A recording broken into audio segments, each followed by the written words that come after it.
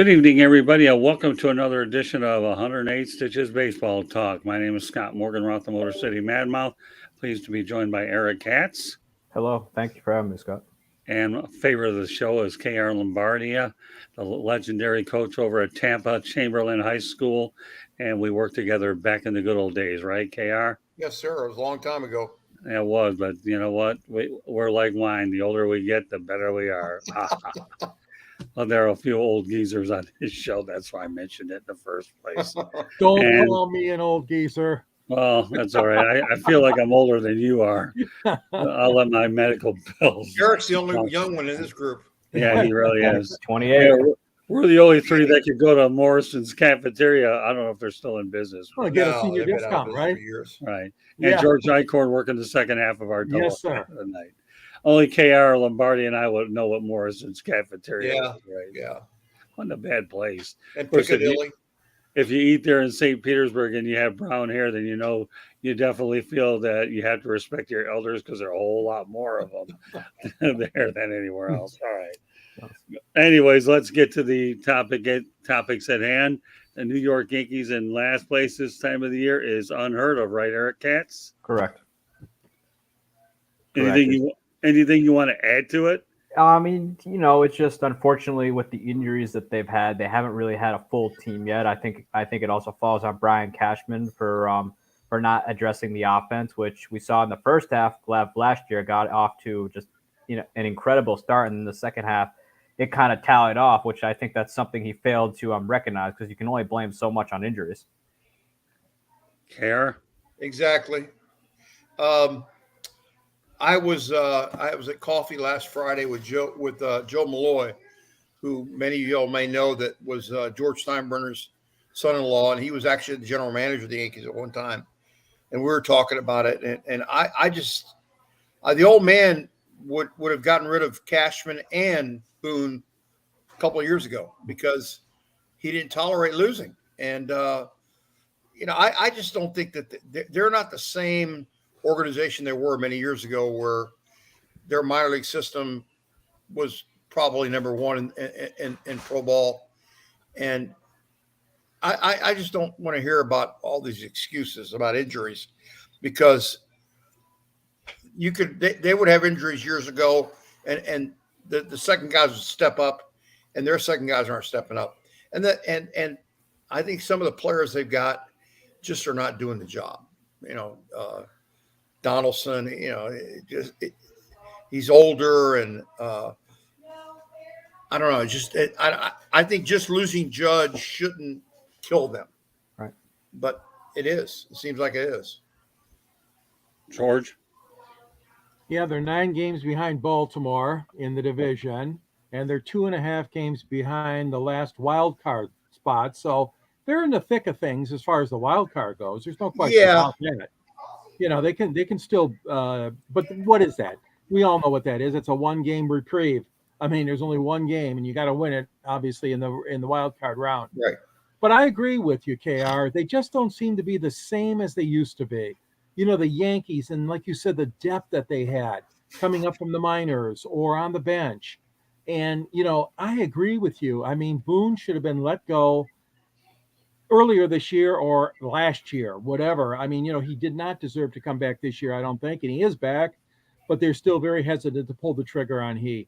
I really think that there will be some spark left in them. I mean, when Judge comes back, if he comes back healthy, of course, and that's a big if. But I also think that, like you said, there's something that's the mystique and the aura of the Yankees of old seems to be gone right now. Yeah, Aaron Boone would have definitely been gone under George Steinbrenner. Aaron Judge, well, he had a great year, signed a big contract. But I'm going to throw this out there anyways. Should Boone get the axe, I would love to see Don Mattingly as the manager. Period. I mean, the deal with Boone is this. I mean, obviously Hal is not the old man. Hal, which I get on Hal's end, continuity is everything. But George let go of Joe Torre, or had Joe Torre walk out, however that worked. He didn't bring him back, despite winning him four World Series rings, which in recent years that was the most recent Yankee dynasty. But the fact of the matter is, George wanted to win. Didn't matter who you are. Didn't matter how long you were with the organization. If you weren't getting it done, you were fired. Sometimes you were fired after just 1 week. See Yogi Berra. Yeah. Well, George George did not know baseball. Again, something Joe and I were talking about the other day. George was a football guy, and football. You talk about undefeated seasons in college, and George was a college football guy. He thought you could do that in baseball, and you couldn't. Well, I think the 1889 Cincinnati Reds went undefeated. That doesn't happen in modern day baseball. But I think George thought you could win every game, and he was willing to spend the money to get the players. And I think, and Joe told me this the other day, Hal is not a big competitor like the old man was, and that takes them out of the equation. I think he's making money. Yeah, of course he's making money in New York, but is he winning? I don't think he cares about winning. And if you don't care about winning, then you're not going to go out and win, and you're not going to get players that can win. Here's what happened. I still think the minor league system is the way to build your program. I think the Rays do it probably better than anybody, considering the money that they have. Well, we're going to segue to that in a moment. I just want to have one. The only last word I'll say is I remember years ago when George Steinbrenner fired Dick Hauser after 1 year. Yep. We all saw how that worked out, that Hauser ended up winning a championship with the Kansas City Royals. Mm-hmm. And, it's unfortunate that cancer got to him at an early age. So Dick Hauser's a guy, I believe he had 103 wins and 59 losses, just unbelievable. So Scott, I'll tell you this. I was in Tallahassee as assistant coach at Hillsborough Community College when Dick Hauser was hired with the Yankees. I was coaching third base actually, and I asked Mike Martin. I said, "Where's Dick?" He goes, "In New York. He's going to get hired." And I remember telling him, I said, "God, I hope you get the job." And 2 days later, they hired Dick Hauser, and then Mike Martin got the job at Florida State. So wow, that's unbelievable. Yeah, I remember Hauser was in the mix for Florida State. Yeah, Hauser deserved better fate than that from George. Yes, he did. All right, so now we're going to segue to what AKR was saying. What happened to the Tampa Bay Rays? Although they did beat the Marlins tonight 4-1, the Marlins in their own right are sliding, and they're sliding fast. But you know what? We'll go ahead and right to left. Eric, the Tampa Bay Rays. Well, I've been saying it. 13-0. I've been saying it forever. They were losing pitchers left and right. They lost a couple starters during the season. They got another one who's been out since June. And, they don't have the pitching depth that they normally have. Yeah, Todd Bradley is going through his rookie woes, which I think he can be knowing that program, I think he's going to make a fine pitcher in Major League Baseball, but they don't have the depth behind them that they normally do have. And also their bullpen is an absolute shambles right now. So between the lost pitchers and also a bullpen that was very shaky going into it, that team was bound to have problems. And now with bats going on the injured list, and with how hot the Baltimore Orioles have been as of late, it was bound to happen. But nobody wanted to believe me, saying, I'm like, hey, they don't have the bullpen to compete. They may have gotten off to that hot start during the year. Whether say what you will about who they played, they all played Major League Baseball too. They were going to be in trouble once their pitchers started going on the IL. I'm like, just wait, Baltimore or somebody else is going to catch them, and that's exactly what happened. Well, I've always thought that Kevin Cash was a good manager, but there's only so much a guy like him can deal with. Right. Go ahead, here. No, I think the same thing. Their pitching has a lot of injuries, and they swing the bat pretty well early in the year, but I think once you go through their lineup, you realize maybe there's some weaknesses there, and they're pitching to their weaknesses. So, yeah, I still think they're a pretty good club. I mean, but Baltimore has, in the last 3 years, has improved themselves so much. If you all remember 3 years ago, they were terrible. I mean, they were horrible. And all of a sudden, those guys have matured and stepped up, and they've gotten pretty good. So I think they're the team that's really, really hot. in the American League, and they're going to be very, very tough to beat down the stretch here. Okay, George. Yeah, I was a little bit surprised too how hot Tampa Bay started, but they were healthy at the time, and I agree with you, Scott. I mean, I've nothing but admiration for manager Kevin Cash, and I really think that you know Eric nailed it though about the injuries and about the lack of depth, and especially in the pitching department. That's going to come back and get you. But don't forget, you look at the season. The season is long, 162 games. So in one's mind, you have to divide it up into like segments. So, okay, you won the first segment, the first 25, 30 games, whatever you want to divide. And now you're struggling. You're struggling this time. There's still time. Okay. We haven't even reached August 1st yet.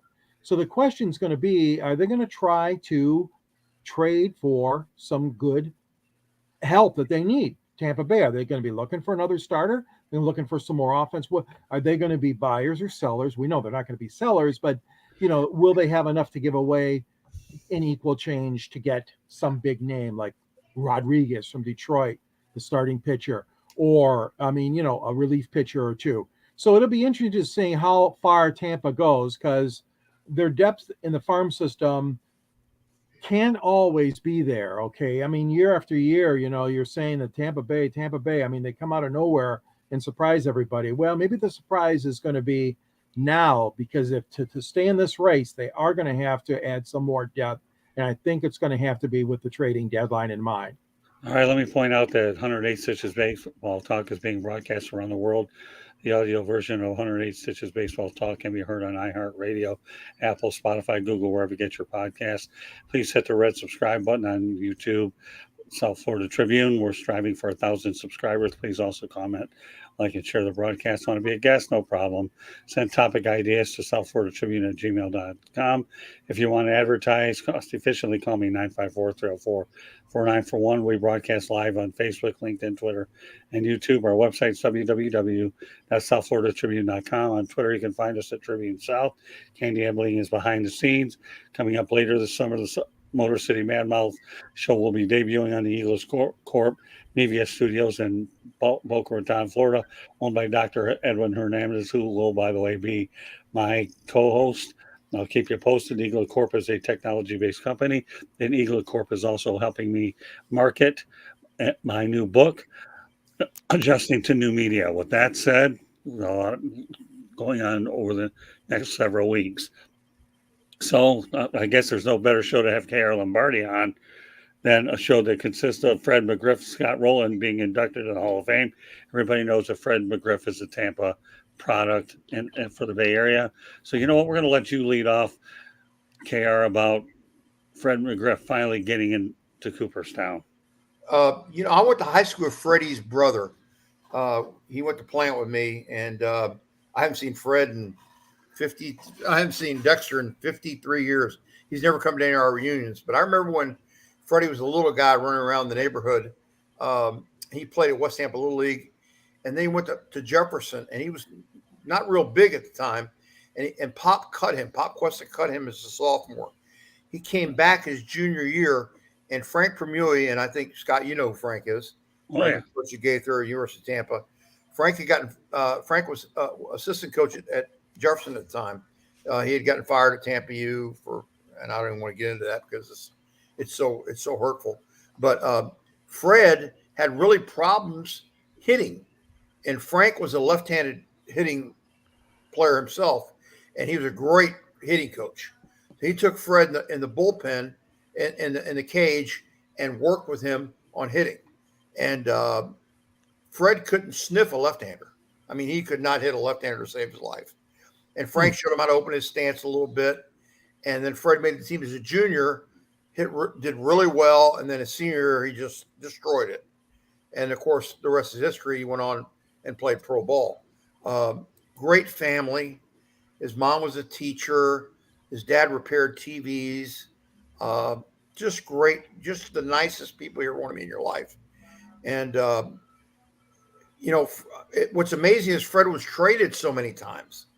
In the old days, when we were kids, he'd have been a first baseman for somebody for 15 years and nobody would have traded him. But in today's market, he got traded 4 times, and then picked up by the Rays at the end. Obviously, I'm so happy for him. I know him a little bit because of his brother, but he's as good a guy as there is. You're never going to meet a nicer person. Um, his son actually played wide receiver at Kansas State. Played a Jesuit baseball and football, and then went on to Kansas State and played football.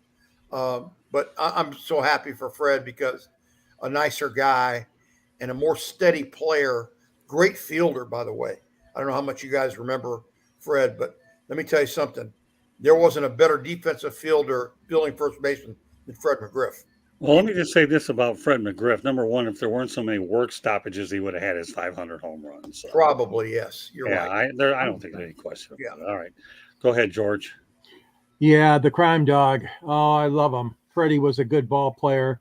And a good point, KR, about being traded. But, that's going to happen to a lot of all-stars and Hall of Famers nowadays, especially.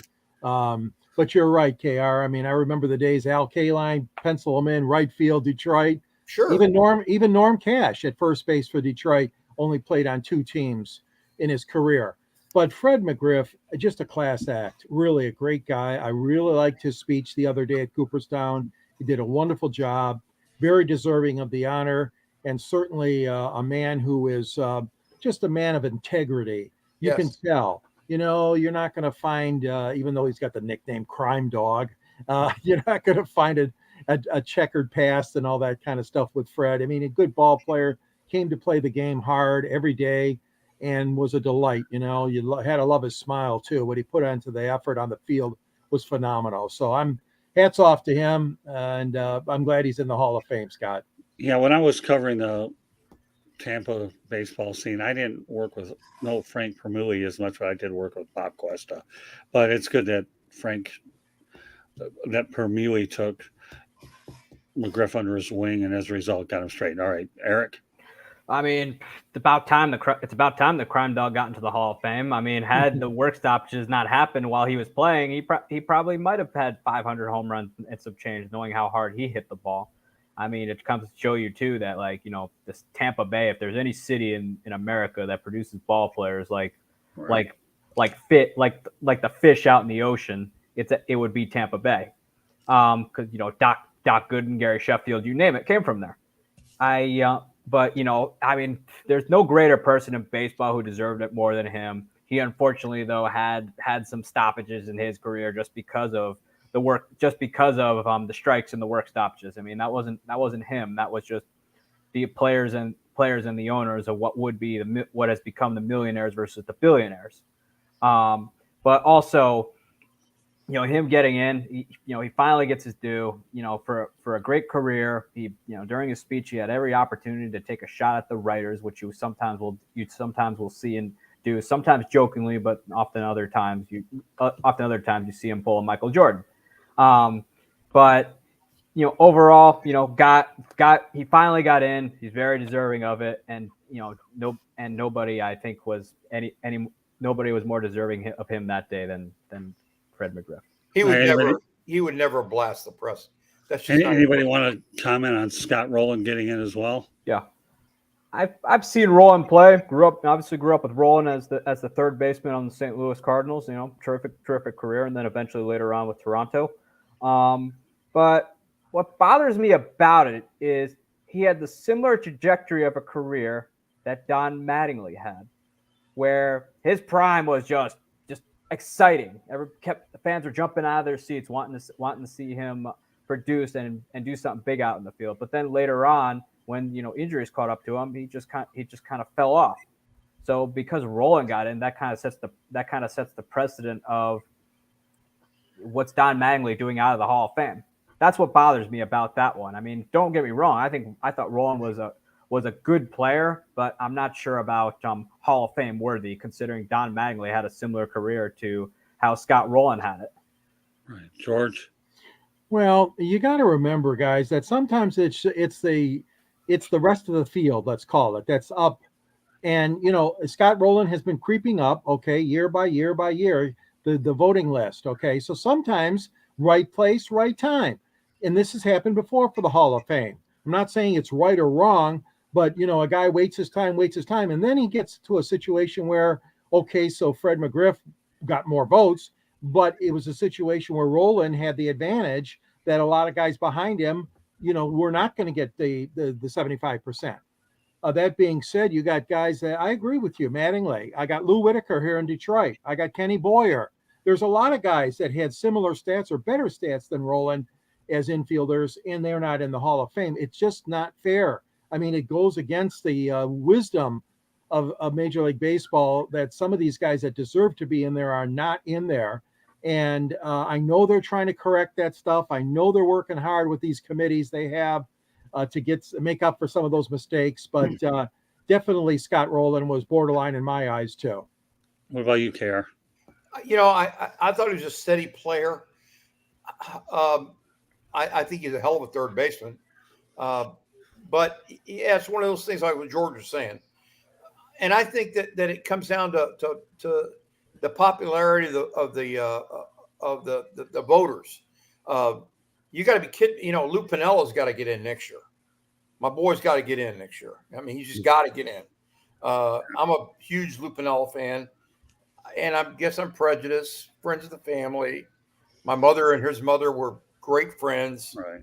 I think Lou's long overdue getting in. I think, and God may strike me. I think he's a better manager than Tony was, and I'm friends with Tony too. But I think that Lou Piniella was one of the greater managers in baseball. I think his time at Tampa Bay hurt him because Jesus Christ couldn't have won with that club. But I think Lou Piniella is a great manager. I really do. I think he's a great manager. I agree. I think he's a great player. It retarded his growth because of his temper. He had a terrible temper. Oh yeah. But when you're Spanish, you get to use that as an excuse because I've used it for 72 years. It just happens. But Lou's a great manager, and I think he's got to get in. And I think he's a great player. You won't get a debate from me out of Lou Piniella many years ago. I did interview him when he was at the Yankees, and him and I had a great time together. And I'm sure if I ever saw him again today, knowing that I'm so connected with the Tampa baseball scene, KR, nobody knows it as well as you and George. I mean, I've been hanging around there, and I really enjoy everything about Tampa Bay baseball for sure. All right, let's talk about the present. Eric, who's the surprise team in the American League? We don't need a long, drawn-out answer because we got three more like this. What do you got? I got to go with the Orioles. I didn't think their starting pitching would be able to hold up, but man, oh man, the Adley Rutschman, Gunnar, and obviously Anthony Santander, man, what a team! That team's really going to make some noise come October if their pitching can hold up, and also that 1-2 punch of Yanier Cano as well as Felix Bautista. I wouldn't want to go in the box and face a 6 foot something down hard thrower who throws downhill than Felix Bautista. George? Yeah, it's hard to argue with Baltimore. I mean, they've been steadily getting better the last several seasons and working their way up the AL East ladder, but I've got to go with the O's. The question to me is going to be most of those guys have zero playoff experience, so we'll see when the rubber meets the road come October and they're playing in the playoffs if they can sustain it. So, but they've done a hell of a job, a long time waiting, and there's a huge renovation being talked about for Camden Yards, so they're there to stay. I'm happy for the city of Baltimore and certainly happy for the Orioles fans and management for having this great year so far. What about you, KR? I'm with you guys. 3 years ago, they were horrible, and they have stepped up. And I think what Eric is saying, their pitching has really they need some relievers, but I think their pitching has really come through. That unknown guys. I mean, just amazing how good they've played. Earl Weaver is flipping his grave. I'm sure he's just being so happy. I never thought that Baltimore could step up like this. And I'll tell you one thing, George, is that they're very cool. They play with. I bet you their clubhouse is really good because it seems that they play together as a club and they pull for each other. And let me tell you something, guys, if you've ever coached, and I have a lot, if your clubhouse is good, that really helps you. And I think their clubhouse is good. I can easily make this a 4 sweep, but I'm not going to do it. And I'll tell you why. I'm going to talk about the Texas Rangers and manager Bruce Bochy. The Texas Rangers have done a good job. Bruce Bochy has won 3 World Series titles. So Baltimore would be a very popular answer. I'm going to go with the Texas Rangers and Bruce Bochy. There's nothing better than having a manager that's won it 3 times. So, but all of these are good answers. With that said, Bochy's a Florida boy. Well, all right, that doesn't hurt either. Then Yeah, he played at Brevard Community College. Yep. He played for where? Brevard Community College. Oh, Brevard. Okay, very good. Well, he's a heck of a manager. I like the direction the Texas Rangers are going. All right, let's talk about the surprise team in the National League, Eric. Oh boy, I mean, I have to go with although they haven't really been hot as of late, I got to go with the Milwaukee Brewers. Like after last year, after they foolishly decided to trade Josh Hader in the middle of the NL Central race, despite being in first place, I thought, man, this their playoff window is closed. I mean, they've already started to kind of wreck it in the offseason by bringing up their prospects, but surprisingly, everybody was picking the St. Louis Cardinals to win the Central, and rightfully so at the time because they basically had everyone coming back. But this year, I mean, the Brewers just they're getting by with great pitching, and they're getting some timely hits as of late, especially beating the Reds yesterday night. They're just they're going back to the formula, which is beat them with pitching and get the timely hits, and they've been really surprising this year. I didn't think they had a shot at winning it because they didn't really, aside from William Contreras, they didn't really acquire anybody that you're going to say this team is on the map. George? Yeah, it's a good pick there, Eric, but I'm going to go with the Reds. I mean, De La Cruz and what he's done and how Cincinnati has turned their fortunes around this year, I think has been a real positive thing. Obviously, it's great for that city. That city is one of the best baseball cities, always has been for many, many years. And they have seen so much bad baseball. You have to go back a long, long ways to see them having as much fun, the fans in the stadium, as they are now. So I love the excitement of that team, what he's brought to that team. De La Cruz, a rookie, when a rookie catches fire like that, like we saw in Detroit with pitcher Mark Fidrich many, many years ago, back in the late 70s, it's amazing. And Eric, I'm not going to disagree. I mean, Milwaukee has done a wonderful job. I'm not questioning that. And then obviously the 2 teams, and I know I'm not allowed 2 more, but Scott, on the downside, obviously what's happened to the Mets and the Padres after spending all that money, they are right at the top as far as surprises negatively. Well, I haven't gotten to that yet. Yeah, But, okay. But that's all right, KR. Give me your thoughts. I'm with George. The Red, De La Cruz, God, is he fun to watch play. Oh, my God, yeah. He can run like a deer. I don't know if there's anybody faster in the big leagues than him. No. And I agree with you, George. The Reds used to train in Tampa, and my dad was a Yankee fan first, like I was. But boy, he loved the Reds. He loved the Big Red Machine. He just loved that. And to see them, and let me tell you something. That's a great city for baseball. I've been there twice to watch with the 7th Inning Club in Tampa, and the fans there are absolutely phenomenal. The city's what a great city. If you've never been to Cincinnati, guys, you need to go. What a great city, and to see them play the way they're playing now is amazing. I'm glad to see that because I've never been a big Reds fan. I went to the Tarpon games. I went to the Reds during spring training, but to see them play that well is really good. The team that's amazed me, though, playing at the highest level they play it at, which I think they're the best team in the big leagues, is the Braves. I can't believe the Braves are just running away and hiding. I didn't think they were that good, but I guess they are. Yeah, you know what? I got to go with the Reds too. Okay, and if anybody knows that area well, I covered the Tampa Tarpons. I loved working Mark Bombard and Joe Oliver, and the list goes on and on. That was a great thing to watch.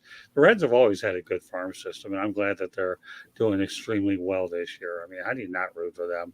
And I've actually watched a couple of their games the last few weeks, few years, I should say, up in Daytona, where they're now the Daytona Tortugas. If anybody's ever hasn't been to Jackie Robinson Ballpark, I encourage you to get up there. It's a heck of a place. So, but I was going to go to Tampa to try to interview Rachel Balkovic, but you know what, KR Lombardia, she declined. No comment, Scott. You don't have to comment. No She comment. declined. Oh well, what can I say? She needs to coach softball. She what?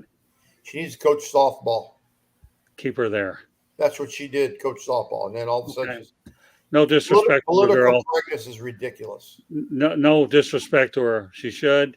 And the only thing I'll say about Rachel Balkovic, okay, is to me, and I can say this because she didn't do herself or the justice by not agreeing to talk to me, because it's a great opportunity to promote women in sports. And if anybody has done it well, it's Kimming in my backyard here in Miami.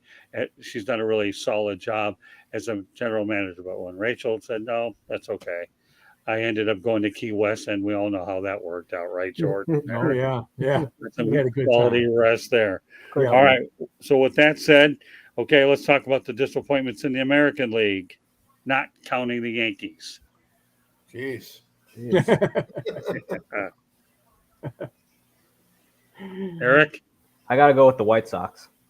I mean, they got a good. On paper, they've got a good, decent team. They have some decent pitching. They have Luis Robert and Eloy Jimenez when they're healthy, and Yohan Moncada and Tim Anderson. This team should, in a weak American League Central, should be leading that division. It's not in the Central. I feel like you just have to win 82 games and you'll win that division, considering how bad that division is. But apparently Pedro Grifol is making Tony La Russa's second time around in Chicago look like a manager of the year. I mean, the amount of questionable bullpen management, among other things, the amount of problems that club has, especially early in the year where they made unnecessary headlines, because apparently Luis Robert was hurt when it looked like he was dogging it down the line when he could have easily beat it out. But you want to mute, Eric? Yep. There you go. Yeah, but shouldn't you have known that? Oh my! I mean, if you don't know that, then you ought to find yourself a different job. Hey, George.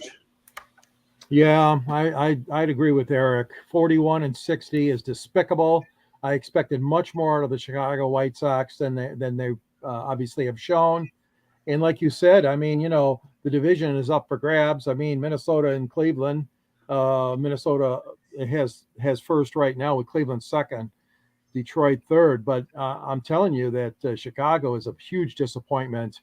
It's really kind of sad in a way, because I mean, they've been trying for years and years to turn that thing around. I know they got the one World's Championship back many years ago, the Sox, but it's a tough sell. It really is. The Cubs are the number one team, loved in that town so dearly, and we have all heard on the news a lot of the bad things, crime happening on the South Side.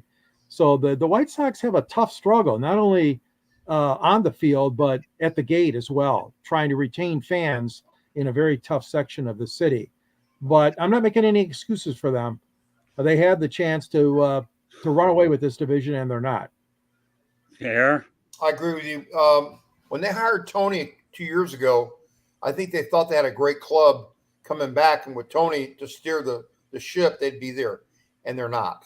And of course, Tony's sick, so that didn't happen. But even before, I thought that they were going to be a lot better when they hired him, because they thought he was going to right the ship. I think the Angels are a little disappointment too. I thought the Angels would play a lot better. You got Ohtani, Trout, you got a pretty good club. So, and they've not done it. But yeah, I agree. White Sox, other than the Yankees, but like you said, And you know what? I'll take a different road all the way to the Pacific Northwest. with the Seattle Mariners. They're 50 wins, 50 losses. They had a really nice, inspiring playoff run, and it doesn't look like they're in the picture this year. So we'll see how they play out, but I'm going to go with the Seattle Mariners. Final question of the night. Who are the biggest disappointments in the National League, Eric? The team I love to make fun of the most, the New York Mets. I mean, you decide to shatter a tax named after your owner in the name of trying to contend, and you proceed to do what the Mets annually do, no matter what the year is, no matter who they get, is disappoint. They're like the guy who promised you to get you something really big, and that promise ultimately never goes fulfilled. I mean, that's just the day in the life of the New York Mets. I mean, I have to with the arms that their arms are aging. They should have known that. They also, the bats are, aside from maybe Pete Alonso, they've been disappointing. I mean, you spend all that money and you're trying to avoid last place with the Washington Nationals in the NL East. But I have to go with the team I make fun of the most, which is the Mets. George?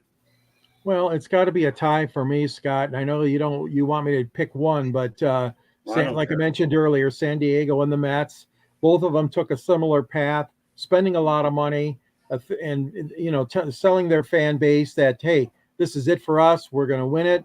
This is our year. And then look what happens. And they're both like almost within a game or two of each other in the stand. I mean, as far as the win-loss goes, it's very ironic. It's very sad for their clubs, respectively. And I agree with Eric. I mean, if two ex-Tigers who were great pitchers, Scherzer, Verlander on that Mets team, I thought, oh my God, they might as well just write in the division championship. No way. Hasn't happened. As long with the batting and the pitching, both these teams have gone sour, and it's sad. But you know what? That's what you get sometimes for spending all that money and trying to buy yourself a World Series. JR? I don't like the Mets. I despise the Mets, except they got a Tampa guy named Pete Alonso, who's a great kid, and he lives right around the corner from me. And Buck Showalter, who is a Mississippi State guy, and I'm a Mississippi State guy. I'm surprised. I really thought Buck was going to step up and really do a good job there, and they were going to be right there. In fact, but they're beating the Yankees tonight, 7-2. And the second team is San Diego. San Diego, like George said, they spent a lot of money, and they're in third place, I think. My gosh, that's surprising. But yes, either the Mets and San Diego, they're not two teams that I think are very disappointing. I thought the Mets were going to win it easy this year. Well, the amazing part about it, in the new collective bargaining agreement, then they negotiate another threshold for the luxury tax. They call it the Steve Cohen tax. So Yeah. And he didn't care. He's like Steinbrenner. I'll pay whatever I got to pay, but I'm going to win. Yeah, I well, respect that.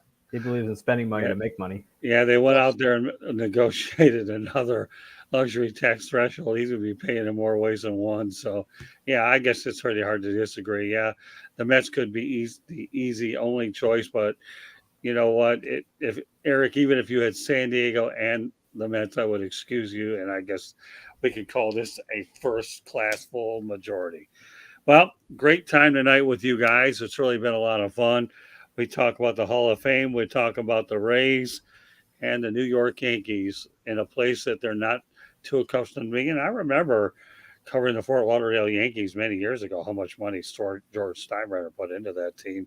And he didn't hesitate to let people know about it. You could question the man about his ability to fire a lot of managers, but nobody will question his ability to go out there and develop a farm system. One thing I want to ask you, KR, how are the Tampa Tarpons affiliate with the Yankees doing as far as attendance and interest out there? I have a friend of mine that has season tickets. He had season tickets. He had a falling out. I was talking to me the other day. I have not been to a Tarpons game, and I've been saying I want to go, but it's 90 degrees at night. And I just, as I've gotten older, I don't deal with the heat very well. Right. But they probably draw, I don't know, a couple hundred. I know somebody goes all the time. It's nice. It's a great ballpark. Mm-hmm. It's a lower A. It's not like the old Tarpons that were the high A where you had some really good players. They're a lower A. So, but I don't know if that matters anymore because Major League, they cut 42 minor league teams a few years ago. Yeah. Right. I think what they've realized is that college baseball is like Double A, and the SEC, the ACC, Big 12 to a point, the Pac-12, they're like a Double A club. So why would they spend the money when they let the colleges spend that? So that's probably why they've done away with so many minor league teams. And I guess. And the setup now with college teams, and I went to a Division II school where we'd have a couple kids get drafted. They're starting to build. They've kind of put it together like the minor leagues, like all the facilities and stuff, and all the technology we use nowadays. You're basically getting the same experience as you would in the minor leagues, almost, except with a little less money in your pocket. If you haven't been to college baseball is probably one of the great games. I have turned people on to. They go, "Wow, I didn't realize how good it was." It was great. And now with ESPN, you can watch it during the week. I mean, I watch every Mississippi State game that's on TV, and which is every home game through ESPN Plus and the FCC channel. And college baseball is tremendous. It's as exciting as football, as college football, which is to me the most exciting sport in the world. But college baseball is right behind it. If you like baseball. Yeah, go ahead, George. Yeah, and I don't mean to change the subject here, but Scott, I'd be remiss if we didn't congratulate our friend John Lowe. John Lowe was recognized, former Detroit Free Press Tiger beat reporter for so many seasons, and he saw a lot of bad Detroit Tiger baseball. But John Lowe, a classy act, and he got the Excellence Award from the Baseball Writers Association of America. So hats off to John Lowe, formerly of the Free Press. He also covered the Dodgers and other teams. Well done, my friend. Yeah, I got to know John Lowe when he was with the Dodgers because I'd go up to Vero Beach, and I was glad when he went over to the Tigers.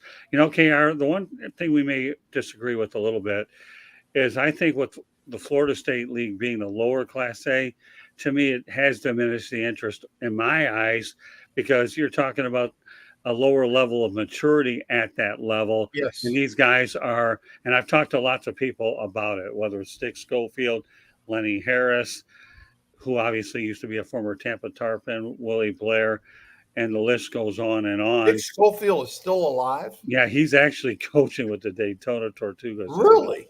You didn't know that? Yeah, who was the other one? Yeah, Willie Blair. When I was still alive. Wow. Yeah, Dick's a good guy. You remember him. Sure, great shortstop. But I think the Florida State League being a low Class A has diminished it. And they talk about the maturity not being as high at that level versus a high Class A. It has affected the Florida State League. I've covered enough games. Yeah. Attendance has never been great with the Florida State League anyways, because obviously, you never know about rainouts and things like that. And, when we were kids, we'd go to the Tarpon games a lot. And there would be a couple of hundred. I don't think there'd be more than, I think a great crowd would be 300 or 400 is all. But it's a fun thing to do in the summer for us. Most of my friends would jump the fence to get in the game. My father said, "You're not jumping any fence. Here's a quarter. You're going to pay to get in." Well, I mean, I had the luxury of covering the Fort Lauderdale Yankees, a product of George Steinbrenner. He used to come down and watch these guys play a lot. At Little Yankee Stadium, right?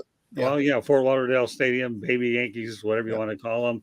And I also remember going up to Tampa with Tarpons, and Bill and Kathy Campbell were two of the nicest people you could ever meet up in the press box. So, get recognized a lot. So, but I think the play has diminished a little as the Florida State League is now taking a back seat to a lot of the Class A leagues that are now considered high Class A. Right. George, you sent Alex Faedo down to AAA to Toledo, huh?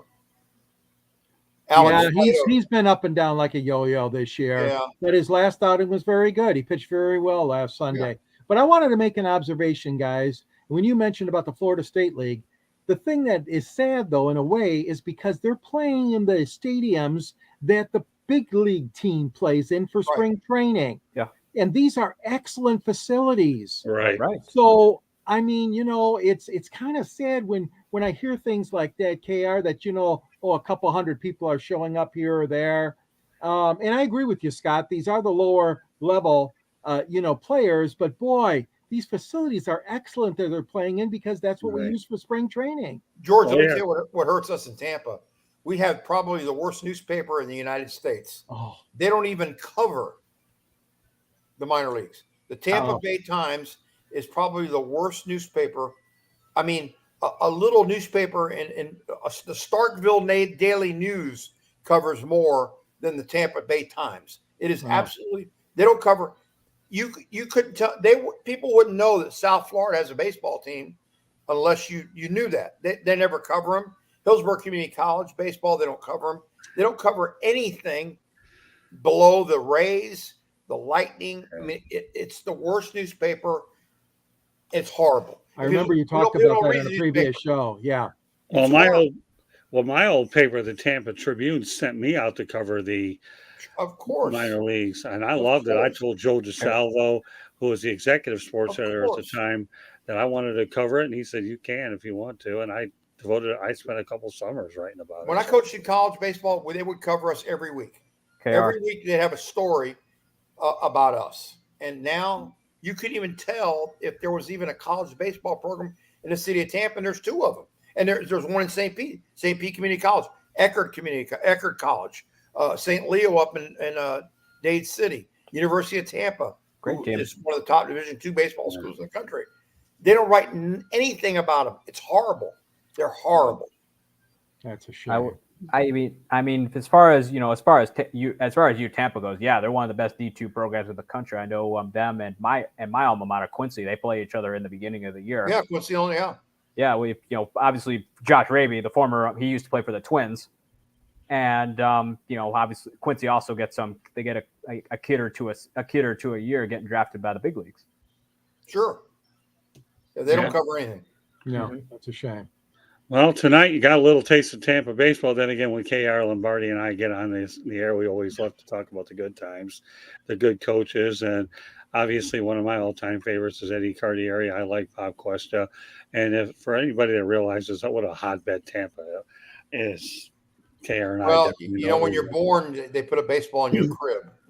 Yeah, that's that's true. They hang it like up here. My grandfather was very, very good friends with Al Lopez.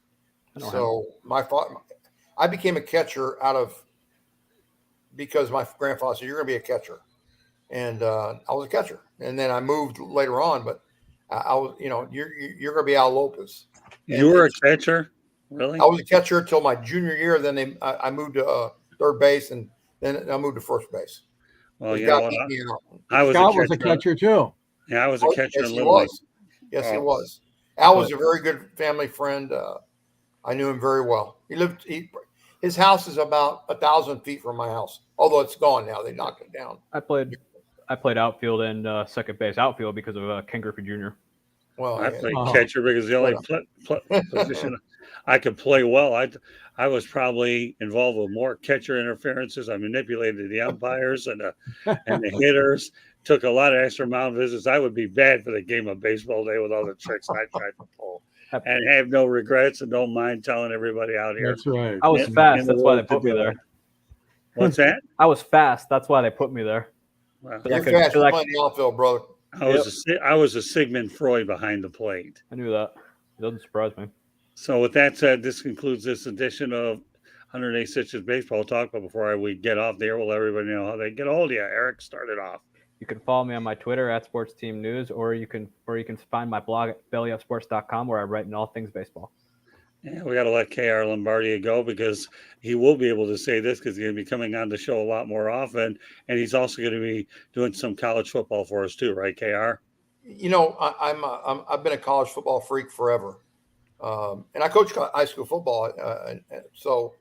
But I've been a college football freak since I was a little boy. I mean, I watched. We only had 2 games, 1 and 5. 1 was a Southeastern Conference game, and 5 was Southern Cal or UCLA or somebody. But now in the season, I'm in front of the TV from 12 to 12. Wow. So you want to let everybody know how they get a hold of you, KR Lombardi? I'm on Facebook, and I'm on Instagram. I guess that's the only. I don't know why anybody would get a hold of me. I'm not a. Well, they will when I get through with you. Okay, but like Eric or I'm.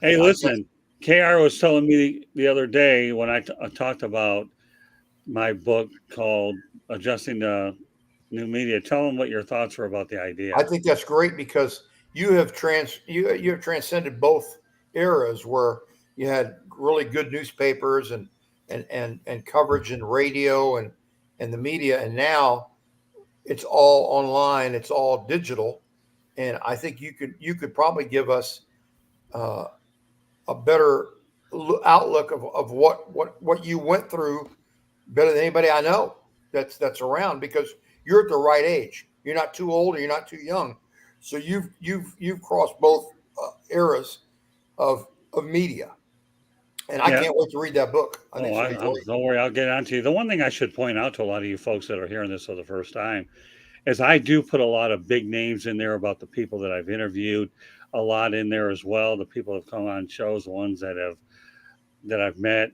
so I do a lot of name dropping and how you can draw from all kinds of people, as well as the background that I have as well. So, it's important that you can draw from anybody, especially those that you're in direct contact. Thanks, KR. And George, lastly, how can everybody get a hold of you? Okay, you can reach me at gicorn@yahoo.com. You can read me on the South Florida Tribune. I'm under the Motor City Tribune. You'll find a link to purchase my book called Detroit Sports Broadcasters on the Air. Scott is in that book. And yes, this was when Scott and George used to do pencil and paper to interview people. Scott's interviewing Muhammad Ali and Jimmy Connors.